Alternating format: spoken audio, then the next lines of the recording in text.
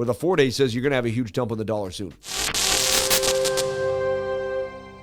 Let's take a look at our DXY and break it down because we have to every single day. So we talked about the idea that the DXY has to break down from this rising wedge. We bearishly retested it. We didn't want this to get into the yellow box. Yellow box, I switched it. Fell back down here. Got another bearish retest. We did not. I kept saying we don't want to break back inside my channel. This channel is sacred. We must keep the channel alive. And we got a bearish retest of the channel again to the downside. However, the 4-hour had all this dumpage and didn't dump to me as much as it could have. You know, as you start reading momentum, you get better at understanding momentum. And it's like price action should have given us a little more downward momentum. What worries me here is this is a shoulder. Or nothing worries me. What I'm looking at closely is a shoulder, a head, and a shoulder, okay? Very interesting concept here that could bring us back to the upside and get back inside the zone, come back to this resistance point. So it's, you know, I gotta heed that. I'm looking at it in Bitcoin. So everything kind of getting reversed, right? Hopefully there's more downside and a little more pumpage. The 1 hour could continue the melee. But right now, you know, we're kind of flagging out here and there's a chance that we break out of this flag to the upside. This has some cup and handle vibes, I'll tell you that.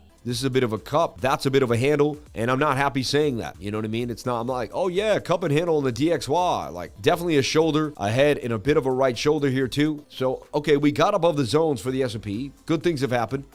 But we need to continue this trend. This low, this lower high, we need to go and make a lower low. The dollar has to come back down at least to this area. All right. Also on the bigger scale, remember on the 4-day, 5-day idea, this was the big resistance area. And the dollar so far has bounced off of it nicely. And that was the area that, you know, we didn't want it to hold because if it didn't, we would have got a nice drop. And we didn't get that drop. So that's just, you know, big scale thing. I just want you to see these two resistance areas and the dollar did bounce right there. That was a, you know, a huge area. So dollar did make the bounce. We do not want the bounce to continue. We want to see this make a dump. Now the daily says a huge, or the 4-day says you're going to have a huge dump on the dollar soon, right? 2-day as well, 3-day as well. They're both spent.